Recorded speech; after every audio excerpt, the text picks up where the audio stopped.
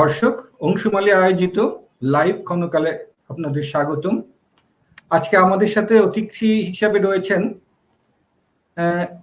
একজন লেখক এবং সেই সাথে বিজ্ঞানী এবং উদ্ভাবক।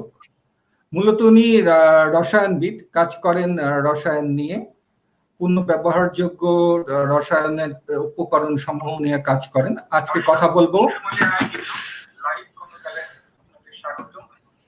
আজকে আমাদের সাথে অতিথি হিসাবে রয়েছেন আজকে কথা বলবো আমরা ডক্টর নাজিম উদ্দিনের সাথে। ডক্টর নাজিম উদ্দিন, স্বাগত আপনাকে ক্ষণকাল লাইভে। থ্যাংক ইউ ইনভাইট করার জন্য আপনাকেও। তো আপনি ভালো আছেন তো? হ্যাঁ, ভালো, যতটুকু থাকা যায় আর কি। আর প্রশ্নে চলে যাই সরাসরি। আমাদের দর্শকরাও চলে এসেছেন, প্রশ্ন চলে যাই। প্রথম যে কথাটা বলি সেটা হলো যে আপনি লেখক হিসাবেও কাজ করছেন এবং আপনার লেখাটা খুব সম্ভবত রসায়ন সম্পর্কিত। আলকেমি নামে একটা বই আপনার বের হয়েছে।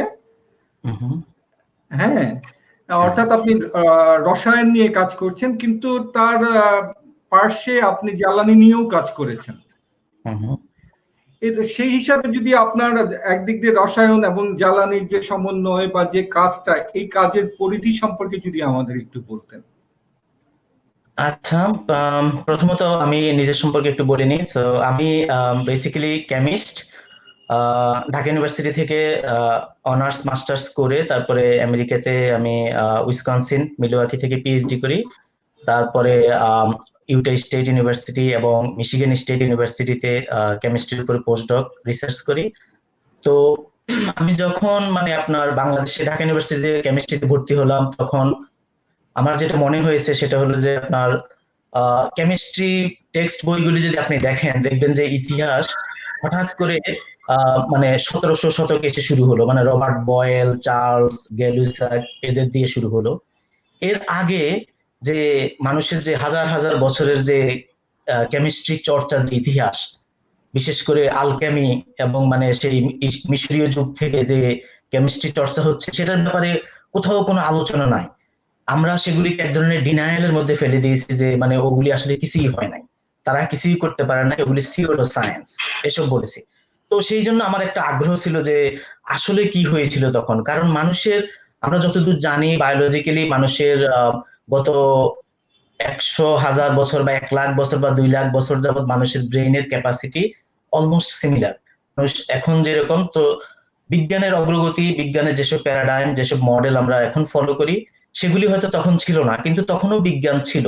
সেজন্য আমি আলকেমিকে বিজ্ঞানের দিক থেকে দেখার চেষ্টা করি এবং মনে করি যে এরকম একটা আমার নিজের আন্ডারস্ট্যান্ডিং এর জন্যই আসলে আমি ওই লেখাটা শুরু করি। যে আসলে কে যেন বলেছিল যে আপনার কোনো কিছু সম্বন্ধে আপনি যদি ভালো করে জানতে চান, তাহলে সেই বিষয়ের উপর একটা বই লিখে ফেলুন। কারণ বই লিখতে গেলেই আপনাকে আগ পর বিবেচনা করতে হবে, হিস্টোরিক্যাল পার্সপেক্টিভ গুলি দেখতে হবে। তো সেই থেকেই আমি উদ্দেশ্য থেকেই আলকেমির উপরে আমি নিজের চর্চা থেকেই একটা বই লিখি এবং সেটা সংহতি প্রকাশনী থেকে 2015 সালে প্রকাশিত হয়। আচ্ছা, এর পাশাপাশি যে কাজটা আপনি করেছেন যে জ্বালানি নিয়ে, আপনার বোধহয় পাটখড়ির থেকে একটা বিকল্প জ্বালানি আপনি আবিষ্কার করেছিলেন, সেই আবিষ্কারের কথাটা শুনতে চাচ্ছিলাম এখন একটু, যে আপনি কি চিন্তা করে পাটখড়ির থেকে জ্বালানির আবিষ্কার করলেন এবং এটা আসলে কতটুকু ব্যবহারযোগ্য? ওকে, সো এটা বলতে গেলে আসলে হিস্টোরিক্যালি আপনি দ্বিতীয় বিশ্বযুদ্ধের সময় জার্মানি এবং জাপান, এই দুটো দেশে আসলে ওই বিভিন্ন বায়োলজিক্যাল উপাদান থেকে জ্বালানি তেল তৈরি করেছিল, কারণ তাদের তখন স্যাংশন ছিল, তারা বাহির থেকে জ্বালানি তেল আনতে পারে না। তো জাপানে এবং জার্মানিতে দুই জায়গাতেই তারা বায়ো বেসড ফিউয়েল তৈরি করার চেষ্টা করেছে এবং তারা সফল হয়েছে যুদ্ধের সময়। তারা সো ইমার্জেন্সির ক্ষেত্রে সেটা অনেকটা কাজে লেগেছে। এবং বর্তমানে যেটা হয়েছে যে আপনার ফসিল ফুয়েল নিয়ে আমরা দেখি যে সারা দুনিয়া অস্থির এবং মানুষের শক্তির প্রধান উৎস আপনার জ্বালানি তেল, জীবাশ্ম জ্বালানি। কিন্তু জীবাশ্ম জ্বালানি আমরা জানি এটা পরিবেশের জন্য ক্ষতিকর, এবং একই সাথে এই জীবাশ্ম জ্বালানির কারণে সারা দুনিয়াতে এক ধরনের অস্থির অবস্থা, যুদ্ধ চলতেছে। তো ভবিষ্যতে দেখা গেল যে আগামী 40, 50 বা 60 বছর পর আমরা সঠিক জানি না, কিন্তু এক সময় এই জীবাশ্ম জ্বালানি শেষ হয়ে আসবে। তো সেই অবস্থান থেকে পরিত্রাণের জন্য মানুষ, বিজ্ঞানীরা বিভিন্নভাবে চেষ্টা করতেছিল যে কিভাবে এটাকে সমাধান করা যায়। একটা মজার জিনিস হলো যে বিজ্ঞানীরা কখনো সমস্যা নিয়ে কথা বলে না, বিজ্ঞানীরা সমস্যা হওয়ার পরে সেই সমস্যাটা সমাধান নিয়ে চেষ্টা করে। তো আমি যখন ইউটি স্টেট ইউনিভার্সিটিতে ছিলাম, সেখানে ফ্যাকাল্টি উনি ছিলেন একজন মানে পাইরোলাইসিস বিশেষজ্ঞ। তো উনি বিভিন্ন বায়োলজিক্যাল উপাদান, যেমন একটা খুবই হাস্যকর উদাহরণ ওনার ওখানে, আহ, যেমন মুরগির যে পায়খানা, ওখান থেকে উনি মানে জ্বালানি তেল তৈরি করেছেন। কারণ যেই কোনো বায়োলজিক্যাল উপাদানকেই আপনি যদি আহ, নিষ্ক্রিয় গ্যাসের উপস্থিতিতে, মানে অক্সিজেনের অনুপস্থিতিতে হাই হিট দিয়ে, টেম্পারেচার দিয়ে চার্ন করেন, তাহলে সেটা হবে কি, সেটা এক ধরনের ফুয়েল তৈরি হবে এবং কিছু চার তৈরি হবে। তো আমি তখন বিভিন্ন জিনিস থেকে জ্বালানি তেল এই তৈরি জায়গায় করতেছি। একটু প্রশ্ন করি, আমি এই জায়গাটা একটু প্রশ্ন করি। মূলত এটা তো এক ধরনের ভয় থেকে, যে আপনি বললেন যে জীবাশ্ম থেকে উৎপত্তি যেসব জ্বালানি সেগুলো শেষ হয়ে যাবে। তো আমরা জানি যে যুক্তরাষ্ট্রের নিজস্ব যে পেট্রোলিয়াম জ্বালানি, তরল জ্বালানি যেটা খনি, সেটা তারা আপাতত মানে বন্ধ রেখেছে উত্তোলন, হ্যাঁ। হুম, রেখেছেন, যে তারা উত্তোলন থেকে বন্ধ রেখেছেন, তারা উত্তোলন করতে চাচ্ছেন না। মানে তাদের জন্য আপৎকালীন সঞ্চয় এটা। হুম, হুম। তো অন্য জায়গা থেকে জ্বালানিটা তারা নিচ্ছেন, এবং সাথে আপনি যেহেতু যুক্তরাষ্ট্রে থাকেন, তো যুক্তরাষ্ট্র কি এই বিকল্প জ্বালানির দিকে, এই মানে তরল জ্বালানি বা পেট্রোলিয়াম জাতীয় পেট্রোলিয়াম জাত জ্বালানির বাইরে বিকল্প জ্বালানির দিকে খুব বেশি ঝুঁকে পড়েছে কিনা? আম, ব্যাপারটা হলো যে আমেরিকাতে এখন যে সরকার আছে এরা খুব রক্ষণশীল, এবং মানে গত 10-15 বছর যাবত আরেকটা ঘটনা ঘটেছে, সেটা হলো যে আপনার এই যে থার্মাল ফ্র্যাকিং এর মাধ্যমে তারা কিছু জ্বালানি তেল উত্তোলন করতেছে নিজেদের রিসোর্স থেকে। তো যেটা হলো যে মেইন খনিতে না গিয়ে তারা হাইড্রোথার্মাল, মানে আপনার গরম পানি বা মাটির নিচে গরম পানি ঢুকিয়ে যেসব তেল আছে সেগুলিকে দ্রবীভূত করে আবার তুলে নিয়ে আসতেছে। তো এটা খুবই একটা বাজে পদ্ধতি, পরিবেশের জন্য খুবই ক্ষতিকর। তো ফ্র্যাকিং এর কারণে মোটামুটি আহ আমেরিকাতে জ্বালানি তেলের সমস্যা কিছুটা সমাধান হয়েছে, তাদের বাইরের উপর নির্ভরশীলতা কিছুটা কমেছে। কিন্তু বিকল্প জ্বালানির ব্যাপারে তারা এখনো তেমন ভালো কোনো পদক্ষেপ নেয়নি। বিকল্প জ্বালানির ব্যাপারে মেইনলি ইউরোপিয়ান দেশগুলি খুব ভালো অবস্থানে আছে, বিশেষ করে জাপান এবং জার্মানি এবং অন্যান্য দেশগুলি, তারা সৌর জ্বালানি এবং অন্যান্য বিভিন্ন সোর্স থেকে, বাতাস এবং ন্যাচারাল যেসব উপাদান থেকে আমরা শক্তি পেতে পারি, সেগুলির দিকে মনোযোগ দিয়েছে। কিন্তু আমেরিকাতে এখনো তারা দেয়নি। কারণ হলো যে আপনি যদি দেখেন যে আমেরিকাতে জ্বালানি তেল এখনো ইউরোপ বা অন্যান্য দেশের চেয়ে অনেক সস্তা, কারণ তারা তাদের পাইপলাইন বা এই সাপ্লাই চেইন ঠিক রাখতে পেরেছে, যেভাবেই হোক সেটা আমরা জানি, সেই ইয়েতে আমরা যাব না। তো যেটা হয়েছে যে মানে এটা করা উচিত, এটা হলো যে ভবিষ্যতের জন্য আমাদের, যে এখন হয়তো রাইট নাও এটা ফিজিবল না। কারণ হলো যে আপনার আমরা বায়ো সোর্স থেকে যে কোনো বায়ো, যেমন ধরেন বাংলাদেশে প্রচুর পরিমাণে ধানের খড় হয়, তারপরে আপনার পাটখড়ি হয়, এই যে এগ্রিকালচারাল উপজাত, যেটা এই উপজাত গুলিকে আপনি যদি চান তাহলে জ্বালানি করতে পারবেন। কিন্তু এইসব জ্বালানির একটা বড় সমস্যা হলো যে এগুলি পেট্রোলিয়াম জ্বালানির মতো নয়। এদের মধ্যে প্রচুর পরিমাণ অক্সিজেন আছে, এগুলো অক্সিজেনেটেড উপাদান। ফলে এদেরকে আবার ফার্দার ট্রিট করতে হয়। জীবাশ্ম জ্বালানিকে যেরকম আপনার পরিশোধন করতে হয়, এটাকেও তেমনি পরিশোধন করতে হবে, হাইড্রোজেনেট করতে হবে, অক্সিজেন সরাই ফেলতে হবে। একটা জিনিস হলো যে আপনার আমাদের যে কেমিক্যাল মডেল দুনিয়াতে, এখানে হাইড্রোজেন হলো মেইনলি জ্বালানি, আর অক্সিজেন হলো এটার মানে ইয়েটা, মানে জ্বালানিটাকে যে জ্বালায়, অক্সিজেন হলো সহায়তা করে। কিন্তু আপনার এই বায়ো বেসড ফুয়েলে একটা বিশেষ পার্সেন্টেজ, প্রায় 40 থেকে 50% অক্সিজেন থাকে। তো এই অক্সিজেন থাকার কারণে তারা জ্বালানি হিসাবে অত বেশি ভালো নয়, যেটা আমরা পেট্রোলিয়ামের ক্ষেত্রে দেখি। তো এই অক্সিজেনকে আপনার হাইড্রোজেন দিয়ে সরাইতে হবে। তো এটা 2 স্টেপ প্রসেস। সেই ক্ষেত্রে যদি আমরা আপনার ইয়েতে যাই, আমাদের দেশে যদি এই পাটখড়ি বা আমরা খড় ভিত্তিক জ্বালানিতে যাই, তাহলে কি আমাদের সাশ্রয়ের থেকে লাভের থেকে ক্ষতি বেশি হবে কিনা? আমাদের মতো গরিব দেশগুলি যদি এইটা করতে চেষ্টা করি আমরা। এখন এটার অনেকগুলি পার্ট আছে। একটা ভাগ হলো আপনার আমরা করতে পারি। এটা একটা সার্কুলার ইকোনমি। আপনি যদি ধরেন জ্বালানি তেল দিয়ে যে জ্বালানি তেলটাকে রিডিউস করার জন্য হাইড্রোজেন ইউজ করার জন্য বা এই যে প্রসেসটা, এগুলি কিন্তু এক্সপেন্সিভ প্রসেস এবং এটা নিউট্রাল কন্ডিশনে করতে হয়।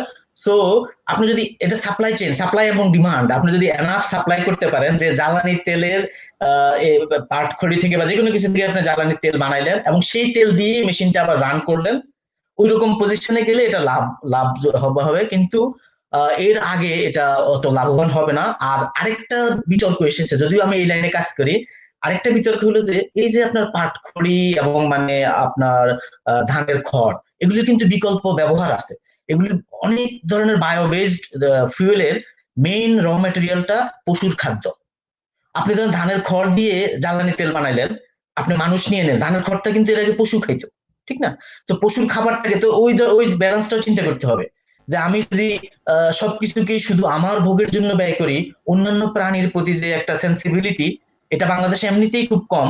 তো সেক্ষেত্রে এটা একটা বড় ধরনের ক্রিটিক, যে আপনার এগ্রিকালচারাল যে উপজাত, সেটার কিন্তু আলাদা উপাদান, আলাদা প্রয়োগ আছে, এটা সার হিসেবে ব্যবহার হচ্ছে। এটা পাটখড়ি আপনার জ্বালানি, শুধু জ্বালানি না, এখন আমার এক বন্ধু আব্দুল আজিজ কিং ফাহাদ ইউনিভার্সিটিতে কাজ করে, সে এই পাটখড়ি থেকে চারকোল বের করেছে, ফাইন চারকোল এবং ন্যানো ন্যানো পার্টিকেল, যেগুলি আপনার আরো অনেক দামি উপাদান আছে। তো আমরা যদি কাজ করতেই যাই, আমাদের দেখতে হবে যে কি করলে আমাদের রিটার্ন বেশি হবে। আমরা শুধু জ্বালানি তেলটাই আমাদের মেইন ফোকাস হবে না, জ্বালানির সমস্যা বা শক্তির সমস্যা আমরা বাংলাদেশের সূর্যের আলো থেকে বা বাতাস থেকে, অন্য উপাদান থেকেও করতে পারি। আমি জানি যে আমাদের এগ্রিকালচারাল প্রোডাকশন বেশি, কিন্তু একই সাথে ওই উপজাতগুলির বিকল্প ব্যবহারও আছে, সেই জিনিসগুলিকে ইগনোর করা চলবে না। আচ্ছা, এই যে যে সারা বিশ্বই বিকল্প জ্বালানির দিকে ঝুঁকেছে, এই যে হাইব্রিড গাড়ি হচ্ছে এখন, বা ইলেকট্রিক চার্জে যে গাড়িগুলো চলছে, এই যে ব্যাটারি জাত গাড়ি, এটা এই যে এটাও তো একটা মানে ব্যাটারিটাও হলো তো একটা রাসায়নিক বিক্রিয়ার ফল, ধরেন একটা এটারও তো একটা পরিবেশগত খারাপ দিক আছে বা অন্যান্য ইগুলো আছে। এটা কি আসলে পেট্রোল জাত জ্বালানির বিকল্প হিসাবে এখনো দাঁড়াতে পেরেছে কিনা, বা এটা নিরাপদ কিনা, এই ব্যাপারটা কিভাবে দেখছেন আপনি? এটা আমি যেটা বলবো সেটা হলো যে ওই যে আগে আমি একটু হিন্টস দিয়েছিলাম যে বিজ্ঞানীরা সমস্যার মূলে হিট করে না কখনো। এক ধরনের এসকেপিস্ট চিন্তা ভাবনা আছে, এবং বিজ্ঞানীরা সবাই ধরেন চাকরিজীবী। তো বিজ্ঞানী কি করে, সে দেখে যে একটা এক্সিস্টিং প্রবলেম আছে, ওই প্রবলেমটাকে সমাধানের চেষ্টা করে। কিন্তু এই প্রবলেমটা কিভাবে আসলো সেটা চলে যায় পলিসি মেকারদের কাছে, বা পলিটিক্সে চলে যায়, বা সমাজের আরো অন্যান্য জিনিস, এবং আমাদের যে প্রোগ্রেস, আমাদের উন্নয়নের যে চিন্তা ভাবনা, সেটার সাথে এগুলি সব জড়িত। তো এখন যেটা হয়েছে যে মানুষ চেষ্টা করছে যে হাইব্রিড ইঞ্জিন তৈরি করতে, হাইড্রোজেন ভিত্তিক জ্বালানি, বিভিন্ন রকম চিন্তা ভাবনা করতেছে। এটা হলো যে আসলে মূল ফোকাসটা, আপনি ইলেকট্রিসিটি জেনারেট করতে যে পরিমাণ ফিউল লাগতো বা যে সমস্যাটা হতো, এই সমস্যাটাকে আপনি অন্যত্র সরিয়ে নিয়েছেন। ফলে আপনি যেটা বলেছেন সেটা অবশ্যই সত্য। এই যে ব্যাটারি বা অন্যান্য জ্বালানি, সেটা আপনার ইয়েটাকে মানে দূষণটাকে আমাদের চোখের সামনে থেকে সরিয়ে নিচ্ছে, সরিয়ে নিয়ে আরেকটা সেক্টরে ইয়ে করে ফেলতেছে। আপনি যখন বিদ্যুৎ ভিত্তিক, যদি আপনি যদি মনে করেন সবকিছু বিদ্যুৎ ভিত্তিক হচ্ছে, বিদ্যুৎটা কিভাবে তৈরি হচ্ছে, বিদ্যুৎটা যদি আপনার জ্বালানিটা কি এবং সেটার ইম্প্যাক্টটা কি, এখানে নিউক্লিয়ার আসতে পারে। বাংলাদেশে যেমন ধরেন নিউক্লিয়ারের দিকে ঝুঁকতেছে মানুষ, কিন্তু সারা দুনিয়াতে নিউক্লিয়ারের ব্যাপারে একটা বিশাল নো নো, যে এটা করা যাবে না। আপনি বিশেষ করে জাপানের ফুকুশিমা দাইচি ইনসিডেন্টের পরে এখন পুরা প্যাসিফিক ওশেন রেডিও অ্যাক্টিভ হয়ে গেছে। তো সেই ক্ষেত্রে বাংলাদেশের মতো একটা ঘনবসতিপূর্ণ জায়গায় আপনি বিদ্যুৎ শক্তি করলেন, বিদ্যুৎ শক্তি করে পারমাণবিক বিদ্যুৎ উৎপাদনের চেষ্টা করলেন। আপনি ভাবলেন যে পরিবেশ তো দূষণ হচ্ছে না, আমি কার্বন পোড়াচ্ছি না, কয়লা পোড়াচ্ছি না, এটা একটা গ্রিন এনার্জি। অনেকে বলে থাকেন, অনেক সায়েন্টিস্টও আছেন যারা মনে করেন যে পারমাণবিক বিদ্যুৎ একটা গ্রিন এনার্জি। কিন্তু আসলে আপনি যদি চিন্তা করেন যে পারমাণবিক বিদ্যুতের যে স্প্যান্ট ফিউয়েল থাকবে, যেই জিনিসটা মানে আপনার পারমাণবিক বিদ্যুৎ কেন্দ্রের অবশেষ হিসেবে থাকবে, সেটা কিন্তু খুবই ডেঞ্জারাস। ওটা আপনি কি করবেন? ওটা আগামী বিলিয়ন বছরেও সেটার কোনো নষ্ট হবে না, এবং সেটা অনবরত রেডিয়েশন দিতেই থাকবে, এবং মানুষের অনেক জটিল কঠিন ব্যাধি হবে। তো এই জন্য আমি যেটা চিন্তা করি যে আপনার আসলে বিজ্ঞানীরা চেষ্টা করতেছে সমস্যা সমাধানের জন্য, একই সাথে সমস্যাটাকেও ফোকাস করতে হবে, যে কি কারণে এটা হচ্ছে। ওই ওই ওই জিনিসগুলিতে লক্ষ্য রাখতে হবে যে আমরা কেন এই অবস্থা আসে পৌঁছাইলাম। তো ওই কারণে এখন চেষ্টা হচ্ছে, কিন্তু কতটুকু কি হবে সেটা ভবিষ্যতে বলবে। আচ্ছা, পারমাণবিক যে জ্বালানি, যে বর্জ্যের কথা আপনি বললেন, যে বর্জ্য, আচ্ছা, পারমাণবিক জ্বালানি একটা বিশাল জ্বালানির একটা বিশাল উৎস হিসাবে একসময় স্বীকৃত ছিল, যদিও এখন বিতর্কিত, ব্যাপারটা সারা বিশ্বেই বিতর্কিত, শুধু বর্জ্যের কারণে বিতর্কিত, যে পরিবেশের দূষণ যেটা হয়, যেটার এটা কি এই বর্জ্যকে মানে ধ্বংস করার মতো কোনো প্রযুক্তি কি এখনো নেই? যে এটা তাহলে তো সারা বিশ্ব অনেক তো জ্বালানির থেকে বেঁচে যেত, পারমাণবিক জ্বালানির উপরে যদি নির্ভর করা যেত। এক্স্যাক্টলি। সো যেটা হয়েছে যে আপনার পারমাণবিক জ্বালানি, এটা আপনার কখনোই ধ্বংস হবে না, কারণ এগুলির প্রত্যেকটা জিনিসের half life billions of years. যেমন ধরেন আপনার যে প্লুটোনিয়াম বা যে কোনো যেটি দিয়ে আপনি শুরু করেন না কেন, এটা এক একটা জ্বালানি, ধরেন আপনি 10 গ্রাম নিয়ে শুরু করলেন, তো 10 গ্রামের যে শক্তি, সেটা 10 গ্রাম থেকে 5 গ্রাম হইতে বিলিয়ন বছর লাগবে। তো কিন্তু আপনি এখন যেটা হয়েছে যে মানুষের এফিসিয়েন্সি এই জ্বালানির খুবই কম। হয়তো ধরো 10 থেকে, আমি জানি না এক্স্যাক্টলি কতটুকু, যারা ওই বিষয়ে বিশেষজ্ঞ তারা ভালো বলতে পারবেন, কিন্তু এফিসিয়েন্সি খুবই কম। দেখা গেল আপনি এই পারমাণবিক জ্বালানির 10 থেকে 15% আপনি ইউজ করতে পারতেছেন, তারপরে তারা স্পেন্ট ফিউয়েল অন্যান্য রেডিও অ্যাক্টিভ আইসোটোপ তৈরি করে, যে আইসোটোপ গুলি খুবই ক্লোজলি রিলেটেড, ফলে তাদের সেপারেশন করা খুবই ডিফিকাল্ট। এখনো অনেক রিসার্চ চলতেছে, মানুষ চেষ্টা করতেছে সেটা করতে। কারণ অবশ্যই আপনি যেটা বললেন, পারমাণবিক বিদ্যুতের মাধ্যমে আমরা যদি দুনিয়ার এই যে শক্তির সমস্যাটাকে সমাধান করতে পারি, সেটা অবশ্যই একটা বিশাল ব্যাপার।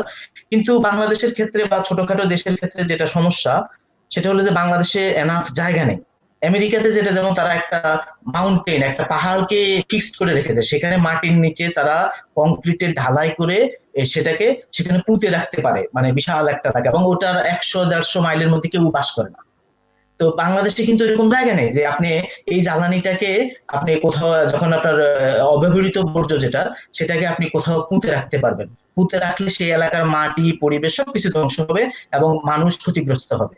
ফলে এটার লং টার্ম ইফেক্ট এবং সাস্টেনেবিলিটির কথা চিন্তা করলে, আমাদের ন্যাচারাল যেসব জিনিসপত্র যেগুলি আমরা ইজিলি পাচ্ছি, যেমন বাতাস, পানি এবং সূর্যের তাপ, এগুলির দিকে আমাদের নজর দিতে হবে। এমনকি বায়োবেসড ফিউয়েল অলসো, যেটা যেখান থেকে রিনিউয়েবল, বায়ো রিনিউয়েবল যেগুলি বা নেচারে যেগুলি আমরা পাচ্ছি ইজিলি, এরকম মানে মনস্টার বা পারমাণবিক বিদ্যুৎকে আমি বলবো যে একটা মনস্টার। এটা খুবই ডিজাস্টারাস একটা ঘটনা ঘটতে পারে বাংলাদেশে। সেই ক্ষেত্রে শুধু বাংলাদেশ নয়, আপনার ঘনবসতিপূর্ণ যে দেশগুলো আছে, আমাদের দক্ষিণ এশিয়ায় বলেন বা অন্য যেখানে ঘনবসতিপূর্ণ দেশগুলির জন্যই পারমাণবিক মানে জ্বালানির টা ক্ষতিকর, এবং ক্ষতিকর মানে কি এটা বিপজ্জনক বলা যায়, তাই তো? এটা বিপজ্জনক বলতে আপনার এটা যদি আউট অফ কন্ট্রোল চলে যায়, তাহলে জাপানের মতো দেখেন প্রযুক্তিতে এত উন্নত দেশ, তারাও কন্ট্রোল করতে পারে না। তারা ওই জ্বালানির মানে রিয়েক্টরের ভিতরে রোবট পাঠিয়েছে, রোবট গলে গেছে। বুঝতে পারছেন, মানে এমন পরিমাণে হিট এবং রেডিয়েশন তৈরি হয় যে কোনো ধরনের ইলেকট্রনিক সিস্টেম কাজ করে না ওইটার ভিতরে। সো আপনি কিভাবে এটা কন্টেন করবেন? ওই মেল্ট ডাউন হইলে ওই কোনো কিছু করা যাবে না। ওই পদ্মা নদীতে, মানে কুষ্টিয়া, রূপপুর যেখানে করতেছে, আশেপাশের এলাকা পুরোপুরি গরম। আর সেটা তো আমাদের ওখানেও এটা নিয়ে বিতর্ক আছে, আমাদের দেশেও বিতর্ক আছে, এটা সরকার আছে দেখবেন, বিতর্ক মানুষের ভালো মন্দ দেখার দায়িত্ব সরকারের অবশ্যই আছে, তারা দেখবেন, তাদের বিশেষজ্ঞ যারা আছেন তারা অবশ্যই দেখবেন। আরেকটা বিষয়ে চলে আসি আপনার, এই যে আমরা দেখছি যে আমাদের পেট্রোল, সারা আমরা যে মানে পেট্রোল জাত যে জ্বালানি, তরল জ্বালানি যেটা আমরা ব্যবহার করি, গাড়িতে হোক বা অন্য অন্য কিছুতে হোক, যে আমরা ব্যবহার করছি, গ্যাস জাতীয় জ্বালানি যেগুলো ব্যবহার করছি, এই যে পেট্রোল জাত জ্বালানি, এইটা সংগ্রহের জন্য মূলত নির্ভর করতে হয় মধ্যপ্রাচ্যের উপর। তো এই যে আপনি একজন জ্বালানি বিশেষজ্ঞ বলা যায়, যেহেতু জ্বালানি নিয়ে আপনি বিকল্প জ্বালানি নিয়ে কাজ করেছেন, এই যে মধ্যপ্রাচ্যের নানা ক্রাইসিস, নানা কিছু, এর সাথে কি জ্বালানি রাজনীতির কোনো সম্পর্ক আছে কিনা, একজন বিজ্ঞানী হিসাবে আপনার কি মনে হয়? সেটা তো অবশ্যই আপনার এটা জ্বালানি তেলের যেটা মেইন মানে মেইন প্রবলেম যেটা, সেটা হলো যে আপনার এটা তৈরি হতে প্রকৃতিতে বিলিয়নস অফ ইয়ার্স লাগে। এই জ্বালানি তেল আসলে কি, জ্বালানি তেল হলো আগে প্রাচীন কালে কোনো এক সময় এইসবগুলি ছিল হয়তো বিশাল বড় বড় বন এবং প্রাণী, তারা মাটির নিচে চাপা পড়েছে, চাপা পড়ে প্রেসার এবং টেম্পারেচারে ওই বায়োলজিক্যাল উপাদানগুলি এখন জ্বালানি তেল আকারে আছে। তো জ্বালানি তেলের উপরের লেয়ারে থাকে আপনার গ্যাস, তারপরে নিচে কয়লা এবং জ্বালানি তেল বিভিন্ন কিছু থাকে। তো এখন এই সোর্স গুলি দেখা গেল মধ্যপ্রাচ্যে এখন আমরা বেশি দেখতেছি, ভেনেজুয়েলাতে আছে, আরো অনেক দেশে আছে। তো যেটা হয়েছে যে সবারই চাহিদা যে কার্বন বেসড, আমি যেটা বলেছিলাম যে হাইড্রোজেন হলো আসলে জ্বালানি, কার্বন কার্বন হলো এর ক্যারিয়ার। তা আমরা নেচার এভাবেই পেয়েছি, আমরা আমাদের যে carbon based economy, carbon based যে প্রাণের সিস্টেম, আমরা যে পর্যন্ত এখন পর্যন্ত যে পরিমাণ জানি তাতে দেখা গেলো যে কার্বন হলো প্রাণের একটা বেস। সো এই কার্বন বেসড জ্বালানি, জীবাশ্ম জ্বালানি, সেটা আপনার সোর্স হলো মধ্যপ্রাচ্যে। তো সবাই চায় সেটা, এমনকি সেকেন্ড ওয়ার্ল্ড ওয়ারেও একটা প্রধান কারণ ছিল জ্বালানি তেলের সাপ্লাই চেইন, জ্বালানি তেলের উপর কন্ট্রোল। সো জ্বালানি তেলের উপরে নির্ভরশীলতা যতদিন আমাদের থাকবে জীবাশ্ম জ্বালানির উপরে, ততদিন মধ্যপ্রাচ্যে কখনো শান্তি হবে না। মধ্যপ্রাচ্যে শান্তি হবে না এই কারণে, কারণ এই যে সাপ্লাই এন্ড ডিমান্ড, যারা তেল উৎপাদন করে অথবা বাংলাদেশের মতো গরিব দেশ যারা, তাদের অ্যাকচুয়ালি ভোগ খুব কম। অপরদিকে দেখা গেলো আমেরিকা, ইউরোপ এবং উন্নত দেশ যারা, তারা প্রচুর পরিমাণে শক্তির ব্যবহার করে। তো শক্তির, কিন্তু তাদের সেই শক্তির উৎস নেই, ফলে তাদেরকে ডিপেন্ডেন্ট হইতে হয় মধ্যপ্রাচ্যের দেশগুলির উপরে। সেই ডিপেন্ডেন্সি থেকে তারা হয়তো কখনো কখনো রাজনীতি আছে, প্লাস রাজনীতি তো ভালো জিনিস, ডিপ্লোমেসি আছে, তারপরে এগুলি কোনটাই যখন কাজ না করে তখন সরাসরি তারা যুদ্ধে চলে যায়, কারণ পণ্যের দখল, তাদের শক্তির দখলটা হলো মেইন রাজনীতি এখানে। তো এটা সহজে আমার মনে হয় যাবে না। এটা যতদিন পর্যন্ত আমাদের এই প্যারাডাইম, যে মডেল চলতেছে এখন, এই মডেল যতদিন চলবে ততদিন আমরা এই জ্বালানি তেলের উপরে নির্ভরশীল হয়ে থাকবো। অর্থাৎ মানে এইভাবে বলা যায় যে বিশ্ব শান্তির জন্য বিকল্প জ্বালানি উদ্ভাবনের আর অন্য কোন বিকল্প উপায় নাই, বিকল্প জ্বালানির কোনো বিকল্প উপায় নাই। সে ঠিকই বলেছেন। বিকল্প জ্বালানি না, শুধু আমাদের যত এই যে কমোডিটি ম্যাটেরিয়াল আজকাল দেখেন আপনি, যত প্লাস্টিক, যত রকমের ফেব্রিক্স আপনি দেখেন, এর একটা বিশাল অংশ কিন্তু আপনার এই bio based, sorry petroleum based, polyester, nylon, tetron, যত রকম আপনি দেখতেছেন। তো এই যে জিনিসগুলি সবকিছু কিন্তু খুব চিপ। এত চিপ কারণ হলো এগুলি মাটির নিচ থেকে আসতেছে, কিন্তু এগুলি আসলে এত চিপ না।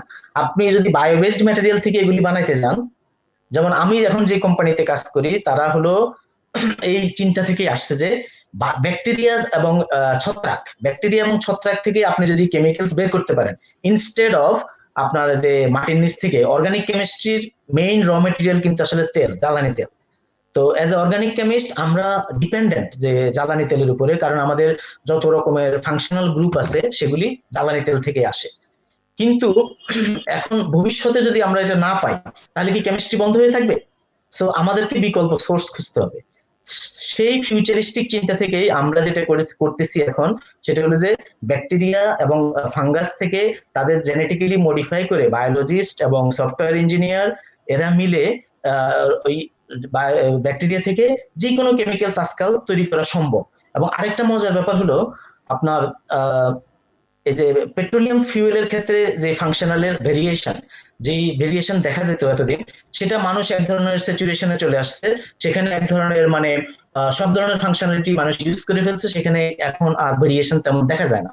কিন্তু আপনি যদি আপনার কেমিক্যালসটাকে বায়ো সোর্স করেন, তাহলে দেখবেন যে আপনি নতুন ধরনের ফাংশনাল গ্রুপ পাচ্ছেন, সেগুলির ডিফারেন্ট প্রপার্টিস পাওয়া যাচ্ছে। যেমন ধরেন আমাদের একটা অ্যাপ্লিকেশন অলরেডি আমরা জাপানের সুমিটোমো কর্পোরেশনের সাথে কাজ করতেছি, সেটা হলো যে ফোল্ডেড ফোন সামনে আসবে, হয়তো অলরেডি অনেক জায়গায় আছে, মানে কম্পিউটার ফোল্ড করতেছে এখন মানুষ, মানে আপনার স্ক্রিনটাকেই ফোল্ড, আমি ল্যাপটপে ফোল্ডিং না, স্ক্রিন ফোল্ডিং যে টেকনোলজি, মানুষের কেন যেন এটা চাহিদা দেখা দিয়েছে যে আপনার ফোনটাকে আপনি ফোল্ড করে ফেলেন। তো এই যে ফোল্ড করার জন্য যে উপাদানগুলি দরকার, সেগুলি এখন পর্যন্ত মানুষ তেমন ভালো সাকসেস করতে পারে নাই। স্যামসাং কিছুটা মনে হয় আগায় আছে এসব ব্যাপারে। তো আমরা রিসেন্টলি বায়ো বেসড এই ধরনের ফিল্ম একটা পেয়েছি, যেটা আপনার ধরেন থাউজেন্ডস অফ টাইমস আপনি যদি এভাবে ফোল্ড করেন, নর্মালি কি হয়, প্লাস্টিকের একটা জিনিসকে আপনি যদি এভাবে বারবার ফোল্ড করেন, সেটা একসময় ভেঙে যাবে। তো আমরা এমন একটা প্লাস্টিক চাই বা এমন একটা ম্যাটেরিয়াল চাই, যেটা সো কল্ড স্মার্ট ম্যাটেরিয়াল, যে আপনি বারবার ইয়ে করলেও সে তার ওটা রিটেইন করবে আগের শেপটা। তো ওই ধরনের যে উপাদান মানে এবং স্পেশালিটি কেমিক্যালস, কারণ আমরা বায়ো বেসড যে কেমিক্যালস বা জ্বালানি তৈরি করে এখনকার যে এক্সিস্টিং মার্কেট সেটার সাথে আপনি কম্পিট করতে পারবেন না, কারণ এটা এক্সপেন্সিভ হবে বায়ো বেসডটা। তো বায়ো বেসড জিনিসটাকে যদি আপনি ভায়াবল করতে হয় তাহলে স্পেশাল মার্কেটের দিকে নজর দিতে হবে, যেখানে কেমিক্যালস বা যে প্লাস্টিক বা যে পলিমার যেটার দাম অনেক বেশি। তো সেই সব দিক চিন্তা করে আমরা এই ধরনের কিছু মার্কেট ধরেছি যেখানে মানে আপনার বা ধরার চেষ্টা করতেছি যেখানে আপনার হাই রিটার্ন পাওয়া যায় এবং মানুষের চাহিদা আছে। যেমন এই যে যেমন যেটা বললাম যে ফোল্ডেবল মোবাইল ফোন, তো ফোল্ডেবল মোবাইল ফোনের জন্য আমরা কাজ করতেছি, প্লাস আরো অনেক ধরনের যেমন বায়োবেসড ইনসেকটিসাইড, এই যে ইনসেক্ট কেমিক্যালস যেটা ওভারঅল যে কেমিক্যালস এর ইউজ আপনার ব্যক্তিগত জীবনে আমাদের জীবনে, সেটা এই সবগুলি কম কিছু না কিছু ক্ষতিকর। এমনকি যে সাবান ডিটারজেন্ট যেগুলি আমরা সবসময় ইউজ করতেছি, এমনকি আপনার যে ফেসিয়াল ক্রিম বা এই যে কসমেটিক্স, সব জায়গায় পলিমারের ইউজ আছে। এবং এইসব মাইক্রো পার্টিকেল আজকাল একদম সাগরের কোনায় কোনায় সব জায়গায় ছড়িয়ে গেছে। আপনার যে মাঝখানে একটু একটু একটু কথা বলি, এই পলিমারের কথা যেহেতু আসলে আপনি এই যে প্রসাধন সামগ্রীর কথা বললেন যেটার বহুল ব্যবহার হয়, আর আমাদের দেশগুলিতেও প্রচুর ব্যবহার হয়, কালো মেয়ের ফর্সা হওয়ার জন্য যেটা আমাদের খুব বেশি প্রচার হয়। তো এই ক্ষেত্রে যে পলিমার এই যে যে আপনার ত্বকের ক্ষতিগুলো করছে, যার থেকে ক্যান্সার পর্যন্ত, যে আপনি রসায়নবিদ হিসাবে এটা জানেন, যে থেকে ক্যান্সার পর্যন্ত এবং ক্যান্সারের মতো ভয়াবহ রোগ পর্যন্ত হতে পারে, মানে হওয়ার সম্ভাবনা আছে। তো এই ক্ষেত্রে যে এই যে ক্ষতির দিকে ধীরে ধীরে এগিয়ে যাচ্ছে, মানে এর বিকল্প কি করা, মানে কি আপনি এখনই এর বিকল্প দরকার মূলত, কারণ নাহলে আমাদের অনেক ক্ষতি হয়ে গিয়েছে ইতিমধ্যে অনেকের, আমাদের ত্বকের যে ক্যান্সার এটা কিন্তু আমাদের অনেক বেড়ে গেছে। এই ক্ষেত্রে কি করা যায় আসলে বিকল্প হিসাবে, এই ব্যাপারটার একজন রসায়নবিদ হিসেবে আপনি কি বলেন? হ্যাঁ, এটা এখন অ্যান্সার যেটা দিব সেটা আমার নিজের ব্যবসার জন্যই খারাপ। ব্যবসাটা হলো যে আমি একজন কেমিস্ট, কিন্তু আমি মনে করব যে আপনি আপনার জীবনে যত কম কেমিক্যালস ব্যবহার করতে পারেন তত ভালো। আর কেমিক্যালস যদি ব্যবহার করেন সেটার মানে ক্ষতিকর দিকগুলি সম্বন্ধে সচেতন হয়ে সঠিকভাবে ব্যবহার করা সেটা খুব বেশি গুরুত্বপূর্ণ। কসমেটিক্স এর ক্ষেত্রে যেটা হলো যে এটা বাংলাদেশে যে বা ভারতবর্ষে ওই অঞ্চলে মানুষের এই যে সেলফ এস্টিম, আত্মমর্যাদা বোধ নিয়ে একটা সমস্যা আছে, যেই কারণে তারা মানে ধরেন আপনার যে রং ফর্সাকারী ক্রিম, এটা আমাদের কলোনিয়াল লেগাসি, বা বলেন যে আপনার মানুষের একটা বায়াস, যে আপনার যে এই যে ডুয়ালিটির কারণে যে আমি কালো আমাকে সাদা হইতে হবে, সাদা কিন্তু কালো হতে চাচ্ছে না যেহেতু তারা এখন ডমিনেন্ট ইকোনমি। যদি এরকম হতো যে মানে ব্রাউন বা কালোরাই দুনিয়ার সবচেয়ে বড় লোক, তাহলে হয়তো সাদারাও কালো হওয়ার চেষ্টা করতো। তো কসমেটিক্স এর ক্ষেত্রে আমি যেটা বলবো যে মেইন প্রবলেম এখন যেটা দেখা দিয়েছে যে কসমেটিক্স এ বিশেষত লোশন, ক্রিম, সোপ, ডিটারজেন্ট এগুলিতে প্রচুর পরিমাণে মাইক্রো বিডস ইউজ করা হয়। বিডস মানে পলিমারের ছোট ছোট কণা। এই কণাগুলি আপনার গোসলের সাথে বা যে কোনো ভাবে ড্রেনেজ সিস্টেমের মাধ্যমে পুরা ন্যাচারাল ওয়াটার রিসোর্স এর মধ্যে ছড়ায় যাচ্ছে। এবং যেটা দেখা গিয়েছে যে আপনার এই যে উন্নত বিশ্বে বা অনেকেই শামুক ঝিনুক এগুলি খায় বা সামুদ্রিক অনেক প্রাণী খায়। তো এখন ওয়েস্টার খুব জনপ্রিয় খাবার। তো ওয়েস্টার যখন খেতে যায় মানুষ, ঝিনুক আগে খুব নিরাপদ ভাবে খেতে পারতো, কোনো সমস্যা ছিল না। কিন্তু এখন দেখা গেছে যে ওয়েস্টারের ভিতরে প্রচুর পরিমাণে মাইক্রো বিটস বা পলিমার পার্টিকেল ঢুকে গেছে। এবং এমন কিছু নাই যেখানে আপনি পলিমার পার্টিকেল পাবেন না। তো এটা আমাদেরকে মানে ফর্মুলেশনের দিকে চিন্তা করতে হবে যে আমরা কি ওই মাইক্রো বিটস ইউজ করব। আর সবচেয়ে ভালো হয় আপনি যদি হার্বালের দিকে চলে যান, যে ন্যাচারাল বায়ো রিচেবল, মানে বায়োলজিতে কি ছিল, ওই যে 3000 বছরের যে মানুষের জ্ঞান বা 4000 বছরের যে লিখিত ইতিহাস, ওইটার দিকে তাকানো দরকার। এই গত 200 বছরে যা হয়ে গিয়েছে, যেটা একটা কাইন্ড অফ ডিজাস্টার, এই যে মানে ইন্ডাস্ট্রিয়াল রেভলিউশনের পরে এখন যে আমরা যে হারে যে প্রগতির যে একটা দৌড়, টেকনোলজি উন্নয়ন, এই মানে এই যে জিনিসগুলো আছে এগুলিকে কোশ্চেন করতে হবে। এগুলিকে কোশ্চেন না করে আপনি মানে একটা টেকনোলজি বা যেকোনো কিছু বের হলো ধুম করে কুল সাজার জন্য এটা অ্যাডপ্ট করে ফেললেন, সেটা না করে একটু চিন্তা ভাবনা করতে হবে, একটু মানে সচেতন হতে হবে। শিল্পায়ন শুধুমাত্র আশীর্বাদই না, সাথে অভিশাপও ডেকে এনেছে। এটা মানে প্রত্যেকটা মঙ্গল অমঙ্গল পাশাপাশি আসে। শিল্পায়নের পাশাপাশি আমরা বিপদও ডেকে এনেছি। আমাদের একটা প্রশ্ন আছে আলপনা ব্যানার্জি এর সংশ্লিষ্ট, উনি বলছেন প্লাস্টিকের ঠোঙ্গা বা ক্যারি ব্যাগ এমনিতেই সভ্যতার অভিশাপ। এ যখন ঠেকানো যাচ্ছে না তখন একে নতুন করে রিসাইক্লিং করা যায় কিনা, পুনঃ ব্যবহারযোগ্য করা যায় কিনা, এই কথাটা বলছেন। আসলে এই যে প্রশ্নটা, এই যে পুনঃব্যবহার তো আবার আমরা প্লাস্টিকেই ফিরে যাচ্ছি, আবার সেই পলিমারেই ফিরে যাচ্ছি। আজকে সি ফুডের কথা বলছি আমরা। সি ফুড কিন্তু যে করোনার সাথে সংশ্লিষ্টতা সি ফুডের এক ধরনের চলে আসছে। আমরা জানি না হয়তো এই ভাইরাসের সাথে মানে পলিমারের কোনো যোগাযোগ আছে কিনা, বা তার ক্ষুদ্র কোনা সি ফুড আজকে এক ধরনের মানে আতঙ্কের কারণ হয়ে দাঁড়িয়েছে। এই যে সব মিলিয়ে আপনি কিভাবে দেখছেন, কি ভাবছেন এই ব্যাপারে?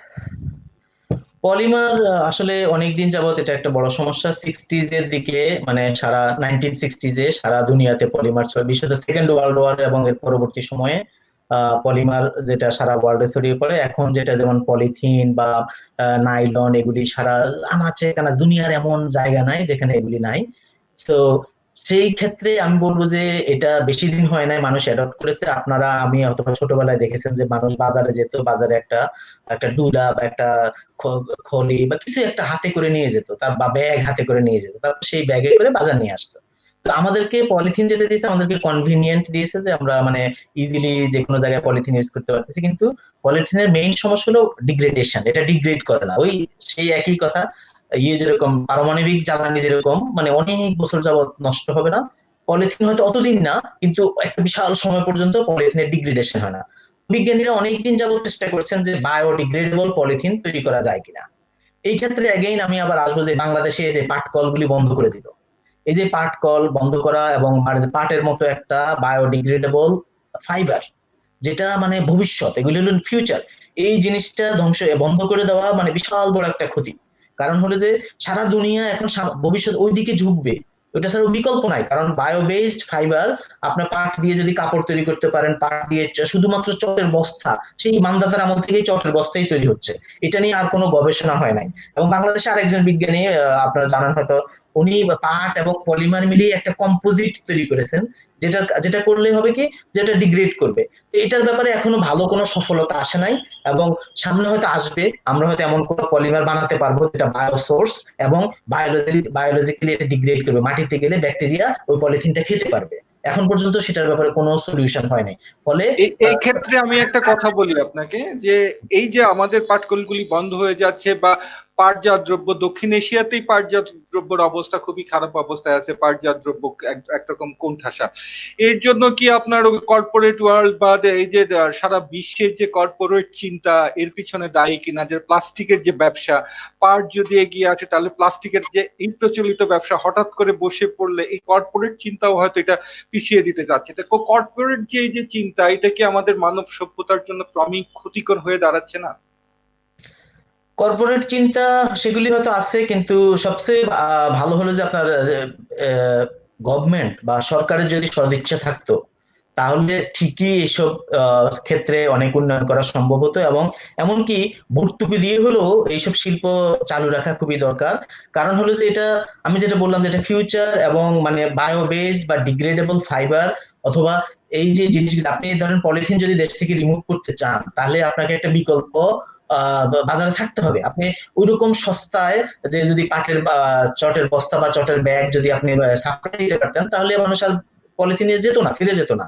কিন্তু আপনি পলিথিন বাদ দিয়ে তারপরে দেখা গেলো যে আপনি আরেকটা বাইর করলেন, সেটাও আরেক ধরনের পলিথিন। তো এটা তো হবে না, মানে আপনাকে পলিমার থেকে পুরোপুরি সরে আসতে হবে যদি যদি আপনি পরিবেশকে রক্ষা করতে চান। আর পাট অথবা বিকল্প এইসব ফাইবারের ব্যবহার এত কম যে পলিমার ইন্ডাস্ট্রি বা কর্পোরেট যে চিন্তা, তারা আসলে এখানে কিছুই, তাদের উদ্যোগের কিছুই নাই। কারণ এটা খুবই অল্প পরিমাণে বাজারে ইম্প্যাক্ট ফেলার মতো না। তারপরেও আমাদের যে বাংলাদেশে বা যে কোনো জায়গাতেই শিক্ষিত লোকজন এবং যারা প্রফেশনাল, আপনি বলেন যে বিজ্ঞানীরা কেন বলে না, বা যে প্রফেশনাল বা অন্য বিশেষজ্ঞ যারা, যদি আপনার রুটি রুজির সাথে জড়িত থাকে, তাহলে আপনি ওটার খারাপ দিক নিয়ে কথা বলবেন না। যেমন আমি কেমিস্ট হিসেবে কেমিস্ট্রির অনেকগুলি খারাপ দিক নিয়ে কথা বললাম, কারণ আমি হয়তো একটু অন্য ধরনের, আমি জানি না। কিন্তু বেশিরভাগ মানুষই তার রুজির সাথে যেটা সম্পর্কিত, সেটার খারাপ দিকটাকেও সে সুন্দর করে হাইড করে রাখতে চায়। বলে আপনি একজন যদি একজন বিশেষজ্ঞ, জ্বালানি বিশেষজ্ঞ, সে পারমাণবিক বিদ্যুতের মার্কেটিং নিয়ে কাজ করে, তাকে যদি এখন জিজ্ঞেস করেন, সে অবশ্যই এটা সুফলগুলি নিয়ে শুধু বলবে। আপনাকে শুধু বলবে যে উন্নয়ন, জনগণের চাহিদা, এই সেই। এখন জনগণের চাহিদা যে অন্যভাবে মেটানো যায়, সেই ব্যাপারে সে কোনো কথাই বলবে না। তো এই জন্য বিশেষজ্ঞদেরকেও আপনি সবসময় বেশি পাত্তা দেওয়ার কারণ নাই। বিশেষজ্ঞ আচ্ছা, আমি একটু অন্যভাবে প্রশ্ন করি, অন্য জায়গায় একটু যে আপনি তো যুক্তরাষ্ট্রে আছেন, ক্যালিফোর্নিয়াতে। তো যুক্তরাষ্ট্র তো একটা লিডিং কান্ট্রি, সারা বিশ্বে এটার স্বীকৃত। তো ওই জায়গাতেও তো আপনার দেখছি না যে প্লাস্টিকের বিকল্প হিসাবে অন্য কিছু বা খুব বেশি যে, মানে তারা ব্যবহার করছেন এরকম কিছু দেখছি না। এটা কেন? এটা ওই যে মানে আপনার একটা জিনিস হলো যে আপনার একটা হলো যে পিয়ার প্রেসার এবং মার্কেট অ্যাভেলেবিলিটি। আপনি ধরেন বাজারে গেলেন, বাজারে যাওয়ার পরে আপনাকে ইজিলি পলিথিন দিয়ে দিচ্ছে, আপনার তখন হ্যাবিট চেঞ্জ করবেন না। কিন্তু এটার ভিতরেও আমেরিকা তো আন্ডার কারেন্ট আছে একটা, যে যারা সচেতন মানুষজন, যেমন ধরেন সায়েন্টিস্ট, ডক্টর বা ইঞ্জিনিয়ার বা দেখা গেলো যে ব্যাংকার, তারা নিজেরা নিজেরা কমিউনিটি করে, যেমন খাবারের ব্যাপারে সেটা করেছে, তারা অর্গানিক খাবার করে একটা অর্গানিক খাবারের চেইন তৈরি করে সেটার মধ্যে দিয়ে তারা নিজেদের খাবারগুলি কিনতেছে। আবার একইভাবে তারা বিভিন্ন লাইফস্টাইল চেঞ্জ আনতেছে পার্সোনাল ভাবে, কালেকটিভলি স্মল কমিউনিটি ভিত্তিক তারা করতেছে। কিন্তু মূল ইকোনমিটা এখনো ওইটা কন্ট্রোল, ওই সার্কুলেশনটা কন্ট্রোল করতেছে। একটা সময়ে কনসাসনেস যখন ওই লেভেলে যাবে, এবং আশা করি যতদিনে পর্যন্ত দুনিয়া ঠিক থাকবে, তখন ওইটা আপসাইড ডাউন হবে, ওই প্যারাডাইমটা নষ্ট হবে। এখন যেটা হয়েছে, যেমন আমি আপনাকে একটা এক্সাম্পল বলি। সবাই জানে যে যে আপনার খাবারে যে পেস্টিসাইড, ইনসেকটিসাইড, হরমোন ব্যবহার করা খারাপ, কিন্তু আপনি কোনো ডাক্তারকে কখনো দেখবেন না এটা নিয়ে কথা বলতে। কিন্তু যখন সে প্রেগনেন্ট উইমেনদের সাথে, রুগী যখন তার কাছে যায়, তাকে আবার নিজের থেকে বলে দিচ্ছে আপনি এখন একটু ভালো খাবার চেষ্টা করবেন, একটু অর্গানিক খাবার খাবেন, পেস্টিসাইডটা যেখানে বা যেগুলিতে ইনসেকটিসাইড হরমোন ব্যবহার করছে সেগুলি খাবেন না। এই যে ব্যাপারগুলি বলতেছে, সে কিন্তু সামাজিক ভাবে বলবে না, তার একাডেমিক ভাবেও বলবে না। বুঝছেন? তো সচেতনতার লেভেলটা মানে ওই যে ওই মানুষকে কথা বলতে হবে, আগে আসতে হবে, নিজের প্রফেশনের এগেনস্টে গেলেও এই জিনিসটাই হচ্ছে না আর কি। বিজ্ঞানী বা সায়েন্টিস্ট বা এই যে আমরা যারা প্রফেশনাল লোকজন আছি, আমাদের এটা একটা বড় ধরনের প্রবলেম। প্রত্যেকে নিজের এরিয়াটা বা একটু ভয় কাজ করে, যে এত বড় কর্পোরেটের সাথে আমি কি পারবো, এই যে একটা লোনলিনেস। ক্যাপিটালিজম কেন এখানে সব চলতেছে বা সারা দুনিয়াতে, কারণ প্রত্যেকটা মানুষ ভাবতেছে আমি একা। সে ইন্ডিভিজুয়ালিজম এখন পাশ্চাত্যের যে জিনিস, আমাদের দেশেও তাই। এই যে বড় ফোর্স, এত বড় জগন্নাথের সাথে আমি কিভাবে ফাইট করবো, এটা কোনোভাবেই সম্ভব না। এর বিকল্প কি? বাংলাদেশে এইসব ডায়ালগ শুনতেছেন আপনি, যে এর বিকল্প কি, বিকল্প দেখান, এগুলি আসলে সত্য কথা না। এই জিনিসগুলি হলো যে মানুষ যদি চায়, মানুষের শক্তি হলো সবচেয়ে বড় শক্তি, এবং যারা সচেতন তাদেরকে এই সচেতনতার জন্য কথা বলতে হবে, আগায় আসতে হবে। এবং যেটা যাই হোক, এটা আপনি জানেন ভালো করে। এই যে না, এই সচেতনতার কথাগুলো শুনতে ভালো লাগে আসলে। যে এই যে আপনি বললেন যে স্মল শব্দটা ইউজ করলেন, কিন্তু আপনি কমিউনিটির ক্ষেত্রে যে যারা কাজ করছে অর্গানিক খাবার দাবার নিয়ে, যারা ফুড চেইনটা মেনটেন করছে, এই যে যে স্মল শব্দটা আমাদের মাথায় যে স্মল জিনিসটা ঢুকে গেছে। আপনি যেটা একটু আগে বললেন যে স্মল, যে আমাদের আমরা পারবো না। এই যে আসলে এই স্মল কমিউনিটি, এই যে ছোট জায়গাগুলো, সামাজিক সচেতনতার ছোট ছোট জায়গাগুলো, এটা বড় হতে হতে আমাদের কয়েকটা প্রজন্ম কিন্তু ধ্বংস হয়ে যাবে। এবং আপনি কি একজন রসায়নবিদ হিসাবে, একজন বিজ্ঞানী হিসাবে চিন্তা করছেন যে আমরা আমাদের একটা সময় এটা আমাদের জিনগত পরিবর্তন ঘটতে পারে পলিমারের কারণে, যে আমরা মানুষ হিসাবে আমাদের বুদ্ধিমত্তা বা অন্য কোনো ক্ষেত্রে এর বিরূপ প্রতিক্রিয়া করতে পারে। এই যে যে এটা একটা ভয়াবহ চিন্তার ব্যাপার, কিন্তু এটা সব ক্ষেত্রে সবাই চিন্তা করছে না। যে আমরা অপেক্ষা করছি যে প্রজন্মের পর হয়তো আমাদের পরের প্রজন্ম এটা আমরা দাঁড়াবো, কিন্তু ধরেন পলিমার এমন একটা জিনিস যেটা আমাদের অনেক শারীরিক অনেক পরিবর্তন করতে পারে এবং আমাদের জিনগত পরিবর্তন ঘটাতে পারে। এই ক্ষেত্রটার থেকে বেরিয়ে এসে দ্রুত কিছু করা যায় কিনা, এই ব্যাপারে কোনো চেষ্টা চলছে কিনা, এই ব্যাপারটা একটু যদি বলতেন। হ্যাঁ, সেটা হলো যে আপনার দ্রুত বলতে সবার আগে যেটা দরকার যে knowledge, information. Information is power. আপনার কাছে যদি ইনফরমেশন থাকে, আপনি যদি জানেন কোনটা আপনার জন্য ভালো, কোনটা সমাজের জন্য ভালো, কোনটা রাষ্ট্রের জন্য ভালো, কোনটা এই গোটা ইউনিভার্সের জন্য ভালো। ইউনিভার্স বলতে গোটা ওয়ার্ল্ডের জন্য ভালো, কারণ আমরা এখন আর কেউ বিচ্ছিন্ন না। দেখেন, সেই চায়নার কোনায় একটা কোন কোনায় কে একজন পেঙ্গুলিন খেয়েছে, সেই পেঙ্গুলিন খাওয়ার কারণে এখন সারা দুনিয়া সাফার করতেছে, সারা দুনিয়া মানে কি বলবো এটাকে, যে কানেক্টেড। আমরা বলতে পারবো না যে আমি ডিসকানেক্টেড। তো এই ক্ষেত্রে সবার আগে হলো সচেতনতা। সচেতনতার পরের ধাপ হলো, আপনার যদি একটা কথা প্রচলিত আছে যে আপনার যদি জানার পরিমাণ বড় এই পরিমাণ হয়, তাহলে আপনি আমল করার পরিমাণ, মানে যে আপনি কতটুকু পালন করবেন সেটা এইটুকু হবে। আপনি যদি একদম না জানেন তাহলে সেটা নেক্সট স্টেপে যাবে না। প্রথমে হলো জানা, তারপর জানার পরে সেটাকে সচেতন ভাবে জানা। পিয়ার প্রেসার, এই যে বাংলাদেশে পিয়ার প্রেসার খুব বেশি। আপনি কিছু একটা বলবেন, বন্ধু বান্ধব সবাই শুধু খোঁচাইতে থাকবে, আপনাকে আলাদা হইতে দিবে না বা আপনাকে কিছু করতে দিবে না নতুন কিছু।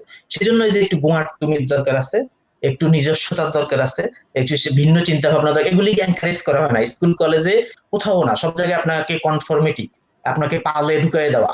আপনি একটা কাল্টের ভিতরে ঢুকে যেতে পারলে জীবন সার্থক। হ্যাঁ, এই যে জিনিসটা। তো এই যে বিকল্প চিন্তা করা, বিকল্প উদ্ভাবনের আগে বিকল্প চিন্তা করতে হবে। আর এখন চাহিদা তৈরি হয়েছে, বাংলাদেশেও অনেকে কাজ করতেছেন আমি জানি, এই অর্গানিক খাবার নিয়ে, ফুড নিয়ে, ফুডের টক্সিসিটি নিয়ে, ইনসেকটিসাইড। তো আরেকটা জিনিস আপনার এটার কুফল সম্বন্ধে যেটা বলবো, যেমন ধরেন বাংলাদেশে আগে আপনি দেখেছেন কিনা, আমি কখনো কাউকে অটিস্টিক হতে শুনিনি বা অটিস্টিক বেবি জন্ম নিয়েছে, কিন্তু এখন এটা খুবই কমন। আপনি দেখবেন যে আপনার জানা পরিচিতের মধ্যে দুই একজন অটিস্টিক বেবি আছে। এটা খুবই, আমার মনে হয় যেটা, এবং এটা হয়তো সত্য, আমি এক্স্যাক্টলি আপনাকে ডেটা দিতে পারবো না, কিন্তু এই যে খাদ্যাভ্যাস এবং পরিবেশ পরিস্থিতির সাথে এগুলি খুবই নির্ভরশীল। এবং মানুষের যে জেনেটিক মডিফিকেশনের কথা বললেন আপনি, এই মানুষের যে রোগ ব্যাধি বালাই বা জিনগত পরিবর্তন, এটার কিছু হলো, একটা পার্সেন্টেজ হলো সে উত্তরাধিকার সূত্রে পায় বাবা মায়ের কাছ থেকে, আরেকটা পার্সেন্টেজ হলো সে পরিবেশ দ্বারা মোল্ডেড হয়। আশেপাশের পরিবেশ যদি টক্সিক হয়, আপনি যত ভালো জিন নিয়ে আসেন বাবা মার কাছ থেকে, আপনি ভালো থাকতে পারবেন না, সুস্থ থাকতে পারবেন না। ফলে পরিবেশ পরিস্থিতি এটা আপনার শরীরের অংশ। আপনি বিচ্ছিন্ন ভাবলে নিজেকে, এই যে বাংলাদেশে, এমনকি আমি মাঝে মধ্যে মানে আপনার এই যে আব্রাহামিক রিলিজিয়নকে দায়ী করি, যে আপনি আপনি নিজেকে বিচ্ছিন্ন ভাবা, যে আমার জন্য সবকিছু, সবকিছু আপনার জন্য নেয়ামত। এটার বিপরীত দিকে কিন্তু আরেকটা আছে, যে আপনি এই প্রকৃতির অংশ, প্রকৃতির সবার সাথে আপনার সমান সম্পর্ক। অন্যান্য প্রাণীর যে পরিমাণ বাঁচে বেঁচে থাকার অধিকার আছে, আপনিও সেই জায়গায়, আপনি একটা সহাবস্থানের মধ্যে আছেন, মিথজীবিতা, ঠিক না? সে এই যে কনসেপ্ট গুলি, এগুলি যদি গ্রো না করে, তাহলে আপনার অ্যাকশনে যাইতে পারবেন না, আপনি আপনার অ্যাকশনটা কার্যকরী হবে না। আপনার আগে মাথায় মাথায় চেঞ্জ আসবে, তারপরে আপনার কাজে আসবে। আচ্ছা, এখন একটু ভালো দিকটায় যাই। আপনি যে প্যাঙ্গুলিনের কথা বললেন, যে আমরা যেটা কোভিড-19 দিয়ে আমরা আক্রান্ত, সারা বিশ্বে যুক্তরাষ্ট্র তো সবচেয়ে বেশি ক্ষতিগ্রস্ত।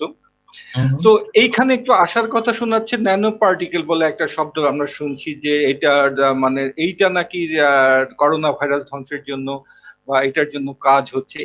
এই ব্যাপারটা যদি একটু বলতেন, যে এটা কোনো আশার কথা আমাদের শোনায় কিনা এই করোনা কালে। আমি করোনা কালে যত ধরনের মেডিকেল নিউজ বা ভ্যাকসিন নিউজ বেরিয়েছে, এগুলি সবগুলিকে আমি মানে এখন আর অত ফেস ভ্যালুতে নিই না। মানে এটা আপনি জাস্ট শুনলেন, জানলেন। কারণ এমনকি বিজ্ঞানীরা বলছেন, বিজ্ঞানীরাই বলেছেন যে ভ্যাকসিন যে কাজ করবে সেটার কোনো নিশ্চয়তা নেই। আর ন্যানো পার্টিকেলের ক্ষেত্রে যেটা বলবো, অ্যাজ এ কেমিস্ট আমার ন্যানো ম্যাটেরিয়াল সম্বন্ধে আইডিয়া আছে। সো ন্যানো পার্টিকেল এটা একটা নতুন হাইপ এক ধরনের। এখন পর্যন্ত ভালো কোনো অ্যাপ্লিকেশন দেখা যায়নি। অনেকদিন যাবত, গত ধরেন 15-20 বছর যাবত nano material, nano particle, nano tube, বিভিন্ন জিনিস এবং প্রচুর স্বপ্ন দেখিয়েছে মানুষকে, কিন্তু সেরকম ভালো কোনো অ্যাপ্লিকেশন আসে নাই। আর 2 নম্বর প্রশ্ন হলো, আপনার যে করোনা ভাইরাস, সেও কিন্তু ন্যানো পার্টিকেলের সমান, খুবই ক্ষুদ্র। ফলে তাকে আপনি ন্যানো ন্যানো পার্টিকেল দিয়ে কি করবেন আমি জানি না। হয়তো দেখা গেলো ন্যানো পার্টিকেল একটা ভেহিকেল হিসেবে ইউজ হতে পারে, যেটা ওই ইয়েকে, মানে করোনা ভাইরাসকে মারবে। কিন্তু ন্যানো পার্টিকেলের একটা বড় সমস্যা হলো, ন্যানো পার্টিকেল আপনার ব্লাড ব্রেইন ব্যারিয়ার, আমাদের ব্রেইন এবং শরীরের মধ্যে একটা ব্যারিয়ার আছে, খুবই সূক্ষ্ম ব্যারিয়ার। খুব কম পার্টিকেল ওইটার ভিতর দিয়ে বা খুব কম মলিকিউল ওইটার ভিতর দিয়ে যেতে পারে, এটা হলো ব্রেইনের একটা ডিফেন্স মেকানিজম। ন্যানো পার্টিকেল কিন্তু ওই ব্যারিয়ারটাকে ক্রস করতে পারে। ফলে ন্যানো পার্টিকেল খুবই ডেঞ্জারাস। আপনি কিরকম ডেঞ্জারাস, যে একবার যদি আপনি ইনহেল করেন বা কোনোভাবে আপনার শরীরে লাগে, যে কোনোভাবে এটা আপনার ভিতরে চলে যাবে। এবং ন্যানো পার্টিকেল যেহেতু এটা সাইজ খুবই ছোট, এটা খুবই টক্সিক।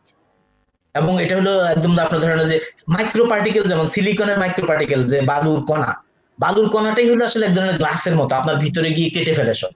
আর এগুলো কাটে না, এগুলো একদম মানে আপনাকে, মানে সে অবাধে বিচরণ করতে থাকে পুরা শরীরে, কারণ তার সাইজ খুবই ছোট। সে মাইক্রো থেকে আরো 1000 গুণ ছোট। তো মাইক্রোই আমাদের জন্য ক্ষতিকর। মাইক্রো, আপনি যদি গ্লাসের বা বালুর কণা যদি আপনি ইনহেল করেন, আপনার ফুসফুসে সিরোসিস হয়। যে মানে ক্যান্সার হয়, ফুসফুসের ক্যান্সার হয় ধুলাবালি থেকে। এটা ওগুলি গ্লাসের মতো ফুসফুস কাটতে থাকে। তো মাইক্রো, ন্যানো পার্টিকেল আরো খারাপ অবস্থা। ন্যানো পার্টিকেল আপনার ব্রেইনে চলে যাবে। সো ন্যানো পার্টিকেলের ইউজ যখন আসবে, এটা চিন্তা করতে হবে আমাদেরকে যে আমরা কি ধরনের ইউজ করতেছি। এগেইন এই যে টেকনোলজিটা আসলো, এই টেকনোলজিটার প্রয়োগটা কি? যারা ব্যবসা করতেছে তারা অনেক সময় হাইড করে রাখে, হাইড করা বলবো না, অনেক সময় শুধু ভালো রেজাল্টটাকেই পাবলিশ করে। ওই একটা বায়াস আছে বিজ্ঞানীদের বা দুনিয়ার সব জায়গাতে এটা করে। আপনি জাস্ট ভালোটাকে দেখাচ্ছেন, ভালোটাকে দেখায় ওইটাকে হাইলাইট করতেছেন। সো এইসব ব্যাপারে সচেতন হতে হবে, এবং ইনফরমেশনের অধিকার, মানুষের জনগণের যে ইনফরমেশনের অধিকার, এটাকে মানে ছেড়ে দেওয়া যাবে না। এটা সারা দুনিয়াতেই এখন একটু ক্রাইসিসের মধ্যে আছে, যে মানুষের রাইট টু নো, যদিও প্রচুর মিডিয়া, দুনিয়াতে কিন্তু মিডিয়ার অভাব নাই, তারপর মানুষ ভালো ইনফরমেশনটা পাচ্ছে না, সঠিক ইনফরমেশনটা পাচ্ছে না। ওই জায়গাতেও অনেক কাজ করার দরকার আছে। আপনার ইন্ডিপেন্ডেন্ট মিডিয়া তৈরি করা, বাংলাদেশেও এটা নাই একদম বলতে গেলে। আপনি যত খবর পাবেন সবগুলি দেখা গেলো যে আপনার মানে করাপ্ট, কোনো ভালো খবর আপনি পাচ্ছেন না। আর পেলেও আপনাকে ওই যে বিটুইন দ্য লাইন পড়ে বুঝতে হবে। তো ওই নলেজ তো সবার থাকে না, অত সময়ও নাই যে আপনি ডাইরেক্টলি যে ইনফরমেশনটা পাবেন, যেটা আর কারো কাছ থেকে কোনো জনগণের। এই যে আমেরিকাতে আরেকটা জিনিস আপনি বললেন, যেটা একই সাথে এটাও তৈরি হয়েছে যে আমি যেসব মিডিয়া শুনি সেসব মিডিয়া কারো কোনো কর্পোরেটের সাথে কোনো টাকা নেই, কোনো সম্পর্ক নেই। যদি কর্পোরেশনের সাথে আপনার সম্পর্ক থাকে তাহলে আপনার মিডিয়া বায়াসড হতে বাধ্য। তো ওই রকম ভাবে ওই মানুষ করছে কি, নিজেদের জন্য মিডিয়া তৈরি করে নিয়েছে, নিজেদের জন্য খাবারের ব্যবস্থা তৈরি করে নিয়েছে, নিজেদের জন্য মানে কি বলবো, নিজেদের জন্য বিনোদনের ব্যবস্থা নিজস্ব, মানে যেগুলি এটা হলো একটা ছোট্ট কারেন্ট, কিন্তু আস্তে আস্তে গ্রো করতেছে, সচেতন মানুষজন আস্তে আস্তে জয়েন করতেছে। সব জায়গাতে এটা হবে। খাবারে যেরকম আপনার ব্যবস্থা, কারণ ব্যবসা, প্রফিট এবং ক্যাপিটালিস্ট সিস্টেমে এটা আপনার খুবই ইনহিউম্যান এখন। এটাকে হিউম্যান করার একটা চেষ্টা চলতেছে, যে কিভাবে আমরা ব্যবসাটাকে আরেকটু হিউম্যান করব। আরেকটা চেষ্টা হলো যে বিকল্প ব্যবস্থা তৈরি করে দেখিয়ে দেওয়া যে হ্যাঁ, এভাবেও চলা যেতে পারে। এর মধ্য দিয়ে, এই সিস্টেমের মধ্য দিয়ে, সিস্টেমটা পুরোপুরি পরিবর্তন করা হয়তো সময়ের ব্যাপার, এবং মানুষের সচেতনতা ওই লেভেলে যেতে হবে, কিন্তু তার আগে আপনি ব্যক্তিগত জীবনে আপনার লাইফ স্টাইলে পরিবর্তন আনতে পারেন। কারণ আপনি যদি আচরণ না করেন, আচরণে যদি পরিবর্তন না আনেন, তাহলে কোথাও কোনো পরিবর্তন হবে না। আপনি নিজেকে পরিবর্তন করতে পারেন, এবং আপনাকে দেখে আরো 10 জন পরিবর্তন হবে। এবং আপনার কথাগুলি আপনি বলেন যে আপনি কি মনে করেন বিভিন্ন বিষয়ে। এটি হলো সবার কাছ থেকে আমি মনে করি যে এখন বেশি কাম্য, যে আপনি যে কোনো বিষয়ে সরব হন। এখন যেহেতু ডিফারেন্ট মিডিয়া আছে, ডিফারেন্ট আউটলেট আছে, আপনাকে কারো কাছে যেতে হচ্ছে না। আপনার কথাগুলি আপনি বলেন যে কি চিন্তা ভাবনা। কারণ কারো কাছে মাথা, এই যে বিজ্ঞানী বা যে কোনো স্পেশালিস্ট শিক্ষিত লোকজনের বেশিরভাগই মাথা বন্ধক দেওয়া। এই মাথা বন্ধক দিয়ে আপনি তো বুদ্ধিজীবী হতে পারবেন না। আপনি বুদ্ধিজীবী বলতেছেন কিন্তু আপনি দেখা যাচ্ছে বিভিন্ন বিষয়ে মানে কথা বলতে পারতেছেন। সেই ক্ষেত্রেই বলছিলাম ডক্টর নাজিম উদ্দিন, আপনার কাছে ধন্যবাদ যে ন্যানো পার্টিকেল নিয়ে অনেক কথা হচ্ছিল, এটার যে খারাপ দিকটাও আছে, এটা আমরা আজকে পরিষ্কার হলাম যে ন্যানো পার্টিকেল, এটা যদিও আমরা অনেকে জানতাম, কিন্তু সাধারণ অনেকেই জানে না, যারা ন্যানো পার্টিকেল নিয়ে উৎসাহিত হয়ে উঠছে এবং তারা আশা আছে যে ন্যানো পার্টিকেল একটা কাজ করবে করোনার ক্ষেত্রে। এটা যে কতটুকু ভয়াবহ, এটা আপনার কথায় আমরা বুঝতে পারলাম যে এটা মানে যদি মিশে যায় শরীরের সাথে, এটা একেবারে মস্তিষ্ক পর্যন্ত খুব সহজেই চলে যেতে পারে ব্যারিয়ার ভেঙে, হ্যাঁ, এবং এটা নানা দিকে ক্ষতি করতে পারে। তো ন্যানো পার্টিকেল নিয়ে যে খুব আশার কথা অনেকে শোনাচ্ছেন, সেই ক্ষেত্রে মানে নিরাশার ব্যাপারটাও আছে, এটা আসলে জানতে দেওয়া উচিত মানুষকে। তো এখন আপনি দেখেন, আমার এখানে আরেকটা প্রশ্ন, যেটা চলে আসে আর কি, আমাদের যে আপনি বললেন আমাদের ফর্সা হওয়ার প্রবণতা, যে আমাদের পুঁজিবাদী বিশ্ব যদি সাদারা ডমিনেট না করে কালোরা ডমিনেট করতো, তাহলে সবাই হয়তো কালো হওয়ার জন্য কোনো কিছু খুঁজতো। যাই হোক, এরকম একটা প্রশ্ন আছে, শাহনাজ ইয়াসমিন নামে একজন করেছেন, যিনি কসমেটিক্স ক্ষতিকর সেসব বের করা থেকে কি বিরত থাকা উচিত নয়? ডক্টর নাজিম উত্তর দেওয়ার আগে আমি একটু উত্তর দিয়ে নিচ্ছি যে ডক্টর নাজিম অবশ্যই এর আগেই বলে নিয়েছেন যে উনি একজন রসায়নবিদ, একটা যেহেতু তার একটা মানে চাকরি করেন, একটা বিজনেস আছে, বিজনেসের সাথে সম্পৃক্ত। যারা পুঁজিবাদী বিশ্বে যারা ব্যবসা করে, তারা ক্ষতির ব্যাপারটা সবসময় লুকিয়ে রাখতে চায়। তো বিরত থাকা উচিত কিনা আমরা সেই ব্যাপারটা শুনে নেই ডক্টর নাজিম উদ্দিনের কাছ থেকেই, আবার যদিও বলেছেন তিনি একবার, আবার শুনে নেই। উনি কি বলছেন, কসমেটিক্স থেকে বিরত থাকা উচিত কিনা নাকি? জি জি জি। ও আচ্ছা, বিরত থাকা, এটা আসলে ব্যাপারটা হলো যে মানুষ নিজেকে প্রেজেন্টেবল করতে চায়। আমি এইভাবে দেখি, কসমেটিক্স বা যে কোনো মানে যে কোনো পার্সোনাল কেয়ার, আমাদের কোম্পানিতে একটা সেকশন আছে, আমরা পার্সোনাল কেয়ার ডেভেলপ করি, personal cosmetics and care, personal cosmetics and care, এই ধরনের একটা ডিপার্টমেন্ট। তো এটার একটা দুইটা দিক আছে। একটা হলো যে আমাদের শরীরে বা আমাদের শারীরিক মেনটেনেন্সের জন্য আপনার কিছু কসমেটিক্স বা কিছু লোশন এগুলি দরকার আছে। একটা একটা ব্যাপার, কারণ হলো যে আপনার রুক্ষ শুষ্ক ত্বক, প্লাস হলো যে আপনার ত্বকের পরিচর্যা, এবং 2 নাম্বার হলো যে আপনার লুব্রিকেশন, এই ধরনের দরকার আছে। কিন্তু আরেকটা দিক হলো যে মানুষ নিজেকে প্রেজেন্টেবল করতে চায়, যে যে বিউটিফিকেশন, হ্যাঁ বিউটি, এখন এই যে বিউটির কনসেপ্টটা, সে জায়গায় অনেক ধরনের প্রবলেম আছে, যে কোনটা সুন্দর, কি সুন্দর, এই যে এই সৌন্দর্যটা আপনি যদি, একটা কথা প্রচলিত আছে ইংরেজিতে যে বিউটি ইজ স্কিন ডিপ, বিউটিটা এর বেশি না, বিউটিটা একদম মানে আপনার এটা খুবই বাহ্য, একদম বাহ্যিক ব্যাপার। এটা আমি অনেক সুন্দর মানুষ দেখছি, সৌন্দর্যটা আসলে ভিতর থেকে প্রতিফলিত হইতে হবে। সৌন্দর্য যদি আপনি শুধু মানে চামড়ার সৌন্দর্য দিয়ে দেখেন, সেটা বেশি দিন থাকে না, এবং সেটা হলো একটা মেকি, এবং আপনি মেকআপ করা তো এটা হলো যার যার চয়েসের ব্যাপার। আপনি নিজেকে মেকআপ ছাড়াও বা এই ধরনের কসমেটিক্স ব্যবহার না করেও ন্যাচারাল কসমেটিক্স, ন্যাচারাল বিধিবিধান মেনেও অনেক সুন্দর থাকা যায়। ব্যবহার করা না করা সম্পূর্ণ ব্যক্তির ইচ্ছা, কারণ এটা একটা আধুনিক যুগ। আপনি চাইলে নিজেকে যে কোনো ভাবে, আপনার বডি, আপনার বডিকে আপনি তেলে যেভাবে সাজাইতে চান সেভাবে সাজান, কেউ কিছু বলার নাই। বাংলাদেশে যদিও চুল কাটা নিয়ে মাঝে মধ্যে আমি দেখি গ্যাঞ্জাম করে, বা বিভিন্ন ছোটখাটো ফালতু জিনিস নিয়ে সরকারি কর্মকর্তারা দেখা গেলো তাদের ক্ষমতার অপব্যবহার করে, আমার মনে হয় যেটা, যে কিছু কিছু মানুষ আছে খুবই পার্সোনাল, আপনি কিভাবে ব্রাশ করবেন এই জিনিসগুলি পরিসর খুবই কমে গেছে। পার্সোনাল আমাদের যে ক্ষেত্রগুলি, এগুলির পরিসর খুবই কম। এখন একদম আপনি কি করেন প্রতিদিন, তো ওয়ার্ল্ড ব্যাংক, IMF এগুলি সবাই কিন্তু আপনি ডিকটেটেড, আপনি কিভাবে চিন্তা করবেন, আপনি কয়টা সন্তান নেবেন, কি করবেন না করবেন। তো কিছু কিছু জায়গায় এখনো আমাদের কাছে আছে, যেমন আমি কোন তেল মাখবো, কি মাখবো না মাখবো, বা এই যে জিনিসগুলি, এগুলি এক ধরনের এনার্কি, এগুলিকে আমি বলি পার্সোনাল এনার্কি। এই পার্সোনাল এনার্কির জায়গাগুলি দরকার আছে, কারণ না হলে আপনি হারায় যাবেন, আপনার সবকিছুই অন্যের দ্বারা ডিকটেট হতে থাকবে। তো ওইটা, এগুলি সবই সচেতনতার ব্যাপার।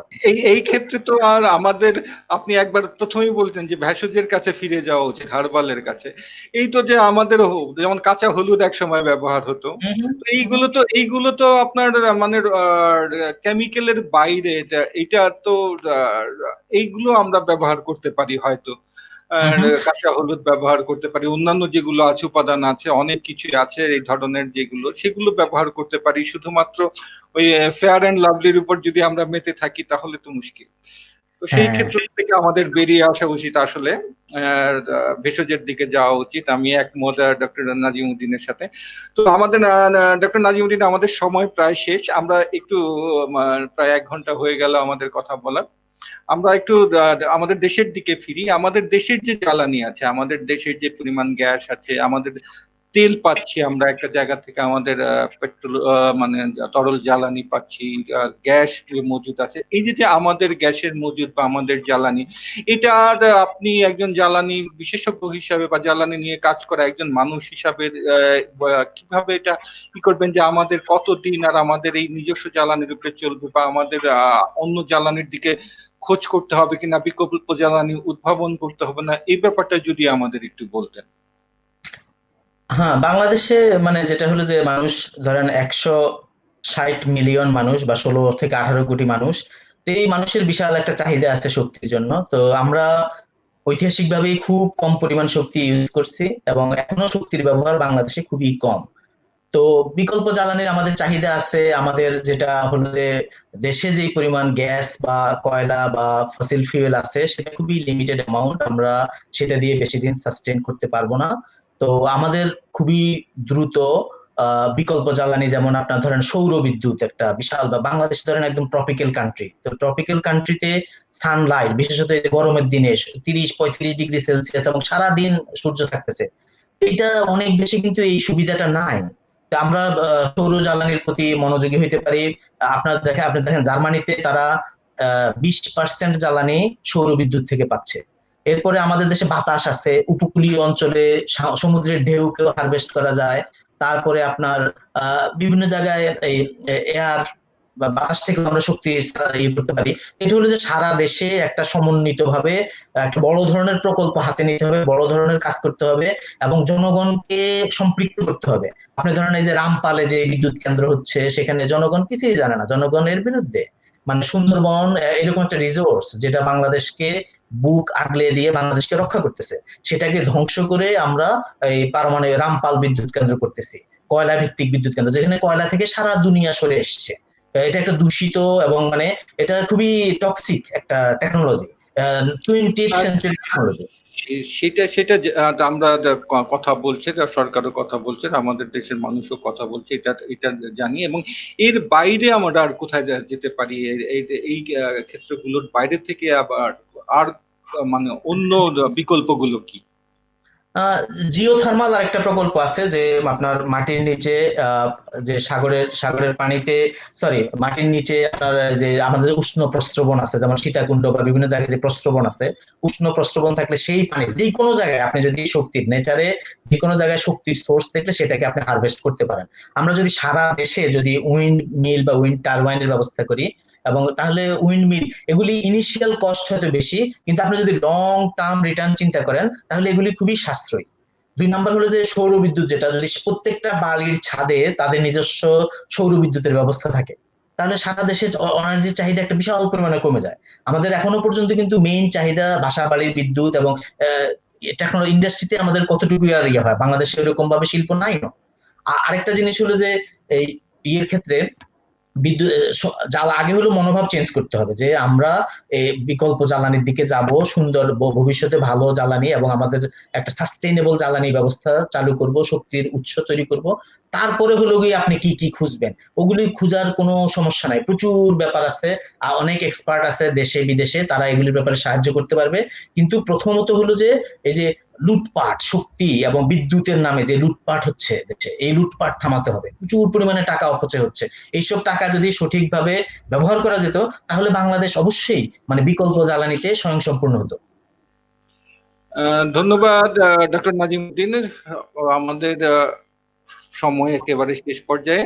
এখন আমরা একটু বলে নেই কারা আমাদের সাথে অনেকক্ষণ ধরেই ছিলেন, শুনছেন কথা। কানাডার থেকে আছেন মৌ মধুবন্তী, তপন মুখার্জি আছেন পশ্চিমবঙ্গ থেকে, বাংলাদেশ থেকে আছেন রোমান জাহান, যারা দীর্ঘ সময় ধরে আছেন। আলপনা ব্যানার্জি কথা আমরা বললাম, শাহনাজ ইয়াসমিন আছেন, মাহবুবুল আলম আছেন, মাহবুব আল্লাবিন আছেন। তো আজকের এই পর্যন্তই আমাদের রাখতে হচ্ছে, সময়ের জন্য আমরা পারছি না। ডক্টর নাজিমউদ্দিন, আপনি যদি অংশুমালির দর্শকদের উদ্দেশ্যে কিছু বলতে চান, তারপর আপনার কথা শুনে আমরা শেষের দিকে যাই আর কি। আচ্ছা, তো আপনাকেও ধন্যবাদ কাকন ভাই আমাকে আমন্ত্রণ করার জন্য। আর যারা এতক্ষণ যাবৎ শুনেছেন তাদের সকলকে ধন্যবাদ। সবাই মানে কি বলবো, আপনাদের সচেতনতা এবং আমাদের সবাইকে সচেতন হইতে হবে, সচেতনতার কোনো বিকল্প নেই, এবং সচেতন হওয়ার পরে সেটাকে নিজের জীবনে এবং পারিপার্শ্বিক আপনি যেগুলিতে ইনভলভ সেগুলিতে মানে প্রয়োগ ঘটাতে হবে এবং কথা বলতে হবে। মানে যেটা হলো যে আপনার যেটা আপনি মনে করেন যে সঠিক সেই কথাটা, কারণ এই যে মানুষের বলার অধিকার, তথ্যের অধিকার, এটা মানে জন্মগত, এবং এটার জন্য কারো মুখাপেক্ষী হওয়ার কোনো কারণ নেই।